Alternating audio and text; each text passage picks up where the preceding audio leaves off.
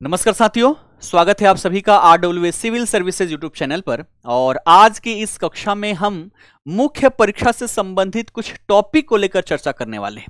आप सभी को पता ही है कि 17वीं बीपीएससी मुख्य परीक्षा की तिथि निर्धारित है, जो कि अप्रैल के अंतिम सप्ताह में संपादित करवाई जाएगी। और इसमें जीएस पेपर 1 और जीएस पेपर 2 में जो विभिन्न विषय हैं, जैसे कि जीएस पेपर 1 में देखें तो पहले सेक्शन में हमारे इतिहास से प्रश्न पूछे जाते हैं, इतिहास एवं कला से। दूसरे सेक्शन में करेंट अफेयर, तीसरे सेक्शन में आपके गणित का जो डीआई सेक्शन है वहां से क्वेश्चन आते हैं। जीएस पेपर 2 में पहला सेक्शन आपके पॉलिटी का है, दूसरा सेक्शन ज्योग्राफी और इकोनॉमी का है, तीसरा सेक्शन जो है वो साइंस एंड टेक्नोलॉजी के है। तो पिछले 4-5 वर्षों में जो एग्जाम हुए हैं उन सभी के आधार पर कुछ सिलेक्टेड टॉपिक मैं लेकर यहां पर उपस्थित हूं। यहां पर मैं लिस्ट बताऊंगा कि अगर आप मुख्य परीक्षा देने जा रहे हैं 17वीं के, तो इन सभी टॉपिक को बेहतर तरीके से आप सभी को नोट्स बना के अपना प्रिपरेशन करना चाहिए और इस पर बार बार आंसर राइटिंग प्रैक्टिस करना चाहिए।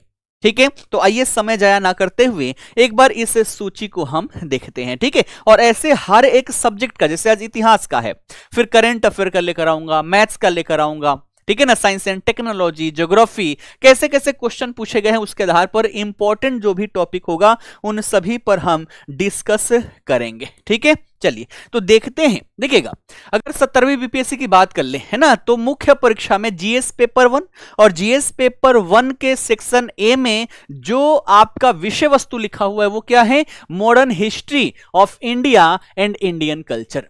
मतलब भारत का आधुनिक इतिहास और भारत का कल्चर, यहां से क्वेश्चन आपके पूछ जाएंगे।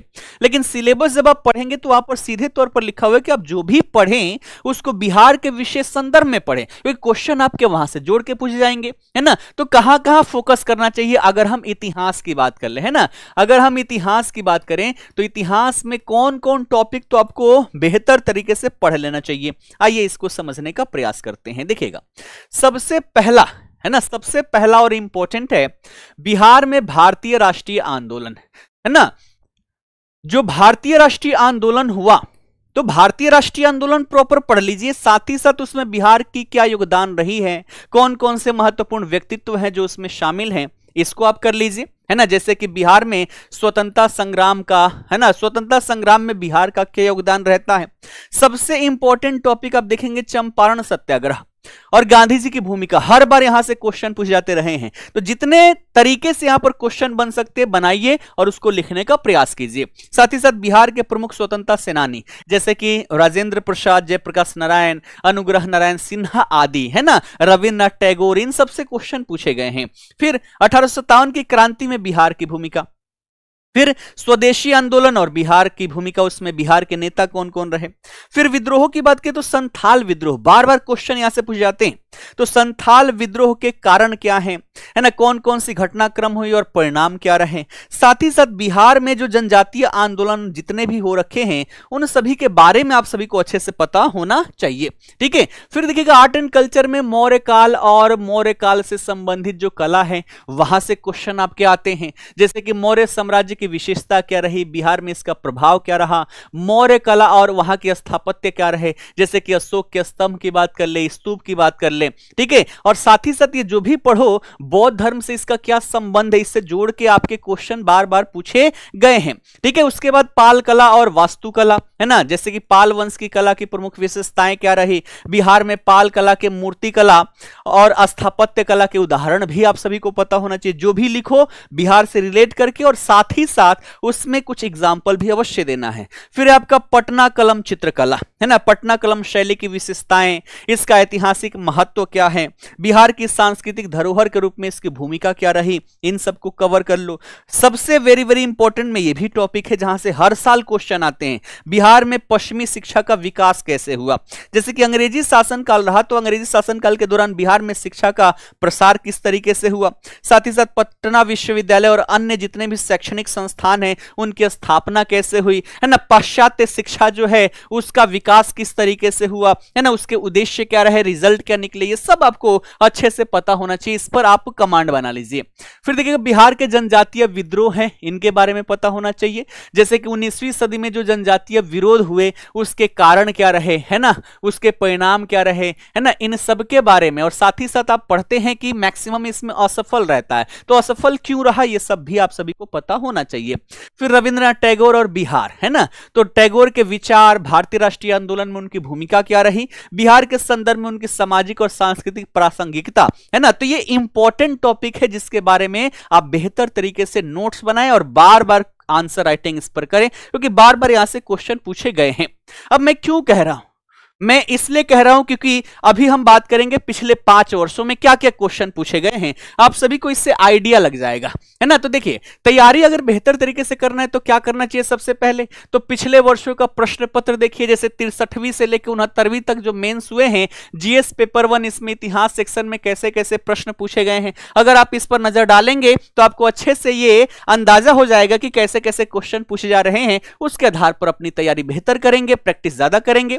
बिहार पर विशेष ध्यान देना है, तो जो भी पढ़ना है उसको बिहार से रिलेट करके पढ़ना है। साथ ही साथ शॉर्ट में नोट्स बनाए, जैसे कि मान लीजिए संथाल विद्रोह हो गया, तो संथाल विद्रोह से 1 पॉइंट, 2 पॉइंट, है ना, तीसरा पॉइंट, चौथा पॉइंट, है ना, 5वां पॉइंट, जितने पॉइंट बनते हैं उसको शॉर्ट में यहां पर लिख लो ताकि रिवीजन अच्छे से रहेगा। और साथ ही साथ जो भी लिखो उसमें उदाहरण जरूर ही दो, है ना, एग्जाम्पल देने का प्रयास करो। ठीक, अब देखते हैं एक बार प्रश्न, है ना, 69वीं से, है ना, 69वीं में क्या क्या पूछा गया। तो देखिएगा, पहले था कि 5 क्वेश्चन रहेगा, उसमें से 3 आपको जो भी आता हो वो आप लिख दीजिए, है ना, आपको अनिवार्य क्वेश्चन कोई नहीं था। लेकिन 68वीं से प्रश्न संख्या 1 जो है वो अनिवार्य कर दिया गया है। हर प्रश्न 38 नंबर का होता है, आप सबको पता ही है। तो ये पहला प्रश्न जो है ये क्या है, इसको अनिवार्य कर दिया गया है, ध्यान रखिएगा, मतलब इसको लिखना ही लिखना है, नहीं लिखेंगे तो नंबर आपका यहां पर कटने वाला है। तो सबसे पहले क्या कह रहा है कि निम्नलिखित पर संक्षिप्त में टिप्पणी दे। देखिएगा, सबसे पहला टिप्पणी बोल रहा है भारतीय परिषद अधिनियम 1892। तो ये जो हमारा जो संविधान का विकास हम पढ़ते हैं ना, विभिन्न प्रकार के एक्ट पढ़ते हैं, 1919 का अधिनियम, 1935 का अधिनियम, इन सबको अच्छे से पढ़ लेना, है ना, 1858 का अधिनियम, इन सबसे क्वेश्चन आए हैं। तो देखिए यहां पर 1892 का भारतीय परिषद अधिनियम से प्रश्न पूछा गया है। फिर संथाल विद्रोह, है ना, चंपारण सत्याग्रह, मौर्य काल की कला और वास्तुकला, और प्राचीन काल में पूर्वी भारत के गुफा चित्र, ये क्वेश्चन आपके पूछे गए हैं। पहले 3 क्वेश्चन जो होते हैं वो 8-8 नंबर के होते हैं, ठीक है, 8-8 नंबर के, और 2 जो होते हैं वो 7-7 नंबर के होते हैं। टोटल आपके 38 नंबर का ये क्वेश्चन होगा। ये अनिवार्य होता है, इसको लिखना ही लिखना है, ठीक है। इसके अलावा 2 क्वेश्चन और लिखने हैं। तो देखिए, पहला क्वेश्चन पूछा गया है कि प्राचीन काल से बिहार शिक्षा और आध्यात्म का केंद्र रहा है, और आप देखेंगे इसको इन्वर्टेड कमा में दिया गया है। इन्वर्टेड कमा का मतलब क्या हुआ कि ये एक स्टेटमेंट दिया गया है, कथन दिया गया है, उसके बाद आगे प्रश्न है कि इसकी विस्तृत व्याख्या कीजिए। तो इसी के आधार पर हमें आंसर लिखने हैं, ठीक है ना। अगर ये नहीं आता तो आपके पास ऑप्शन है, क्या लिख दो, चंपारण नील आंदोलन का मूल्यांकन कीजिए तथा भारतीय स्वतंत्रता संघर्ष पर इसके प्रभावों का वर्णन कीजिए। तो दोनों में से कोई एक लिखना है। तो चंपारण सत्याग्रह आता ही आता है, हर बार के प्रश्न पत्र में आपको देखने को मिलेगा, ठीक है। शिक्षा भी आपका आता ही आता है। फिर देखिएगा अगला क्वेश्चन कि भारतीय राष्ट्रीय कांग्रेस आंदोलन के उदारवादी चरण के योगदान का आलोचनात्मक परीक्षण कीजिए। अगर ये लिखना है तो लिखिए, नहीं लिखना तो इसके बदले में क्या लिख सकते हैं, बिहार में आधुनिक शिक्षा के विकास और उसके प्रभाव को रेखांकित कीजिए। बोला था ना, ये टॉपिक जो है बार बार आपको देखने को मिलेगा। तो 3 हमें लिखना था, ये जो दूसरा तीसरा क्वेश्चन इसमें छोड़ने का ऑप्शन है, पहला हमारा अनिवार्य है, ठीक है। अगला देखिए, अब बात करें 68वीं में क्या पूछा गया। तो 68वीं में देखिए फिर अधिनियम से पूछा गया है। भारत सरकार अधिनियम 1858 के बारे में हमें लिखना है। बिरसा मुंडा आंदोलन से क्वेश्चन पूछे गए हैं। इंडिगो या नील विद्रोह, यानी कि वही है ना, नील विद्रोह, ठीक है।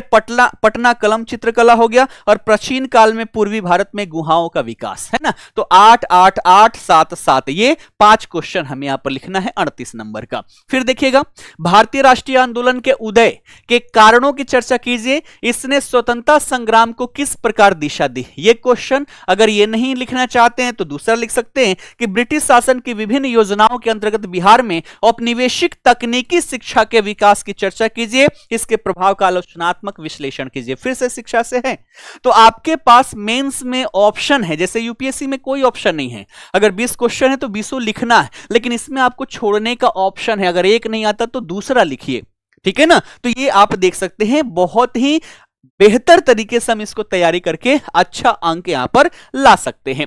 फिर अगला देखिए, प्राचीन काल में उत्तर भारत में हुए मंदिरों के विकास का विश्लेषण कीजिए, है ना। ये आपका आर्ट एंड कल्चर से हो गया, मंदिर स्थापत्य से अगर ये नहीं लिखना तो आप लिखिए समाज और संस्कृति पर रविन्द्रनाथ टैगोर के विचारों का वर्णन कीजिए, ठीक। तो दोनों में से कोई एक हमें लिखना है। अब देखिएगा 67वीं की बात करें, 67वीं में अब पैटर्न 68वीं से चेंज हुआ था। 67वीं में क्या था कि 5-6 क्वेश्चन होंगे आपके, है ना, और 6 में से आपको 3 लिखना है, 3 आप छोड़ सकते हैं। तो देखिए इसमें क्या है ना, इसमें अनिवार्यता नहीं थी। तो पहला क्वेश्चन था कि भारतीय राष्ट्रीय कांग्रेस की स्थापना के लिए उत्तरदायी कारकों का उल्लेख कीजिए, प्रारंभिक राष्ट्रवादियों के प्रति ब्रिटिश नीतियों की चर्चा कीजिए, है ना। आता है तो लिखिए, नहीं आता है तो दूसरा लिखिए, क्योंकि 6 में से 3 ही आपको लिखना है। अगला 1857 से 1947 के मध्य बिहार में पाश्चात्य एवं तकनीकी शिक्षा के विस्तार के क्रम को अनुरेखित कीजिए। फिर से पाश्चात्य शिक्षा से क्वेश्चन आ गया। फिर देखिए अगला, एक प्रतिष्ठित राष्ट्रीय नायक के रूप में गांधी जी के उदय के लिए उत्तरदायी कारकों का आलोचनात्मक विश्लेषण कीजिए। कहीं ना कहीं 1917 के जो चंपारण सत्याग्रह है उससे रिलेट करके इसको यहां पर लिखना पड़ेगा। तो ये फिर से क्वेश्चन आपके उसी टॉपिक से पूछे गए हैं, लैंग्वेज बदल के। अगला देखिए, 1942 के भारत छोड़ो आंदोलन पर एक निबंध लिखिए। क्या यह एक अनायास ही होने वाला आंदोलन था? ठीक है, तो 1942 का आंदोलन हमें यहां पर भारत छोड़ो आंदोलन लिखना है। अगर ये भी नहीं लिखना तो दूसरा लिख सकते हैं कि मौर्यकालीन कला की प्रमुख विशेषताओं का वर्णन कीजिए। फिर से आ गया कला, तो कला से एक क्वेश्चन आपके आते ही आते हैं और शिक्षा से एक क्वेश्चन आते ही आते हैं। ये समझिए कि पेपर ये लीक है, बस क्या है उसका लैंग्वेज बदल के आप सभी से पूछे जाते हैं। ठीक है, छठवां क्वेश्चन है ना। अब इसमें 3 टॉपिक दे रखा है, इसमें से 2 के बारे में लिखना है ना। एक 19 नंबर का है, 2 लिखना है 38 नंबर का। ठीक है, तो पहला है संथाल विद्रोह, दूसरा है चंपारण सत्याग्रह और तीसरा है रविन्द्रनाथ टैगोर का स्वतंत्रता आंदोलन का योगदान। ऐसा लग रहा है ना ये क्वेश्चन क्या हो रहा है, रिपीट हो रहा है। जो पहले पूछे गए हैं वही क्वेश्चन बार बार आपको देखने को मिलेगा। फिर देख लो यहां पर 66वें में क्या पूछा गया है कि संथाल विद्रोह के कारण क्या थे, उसकी गति और उसके परिणाम क्या थे। फिर से आ गया रिपीटेड। अगला, बिरसा आंदोलन की विशेषताओं की समीक्षा कीजिए। फिर से आ गया रिपीटेड, फिर से रिपीटेड आ गया। अगला, चंपारण सत्याग्रह स्वाधीनता संघर्ष का एक निर्णायक मोड़ था, स्पष्ट कीजिए। फिर से रिपीटेड। अगला, सांप्रदायिकता और धर्मनिरपेक्षता पर नेहरू के विचार की विवेचना कीजिए। देखा जाए तो जो पहला क्वेश्चन था अनिवार्य वाला, वहां पर यह देखने को मिला था। फिर से रिपीटेड। अगला, पटना कलम चित्रकला की मुख्य विशेषताओं को स्पष्ट कीजिए। फिर से रिपीटेड आपको देखने को मिल रहा है। यानी कि आप देखेंगे कुछ ही टॉपिक यहां पर फिक्स है जहां से बार बार क्वेश्चन पूछने को मिलता है। अब ये छठवां देखिएगा, सत्याग्रह पर गांधी जी के विचार, है ना। जयप्रकाश नारायण और भारत छोड़ो आंदोलन, और सुभाष चंद्र बोस और इंडियन नेशनल आर्मी।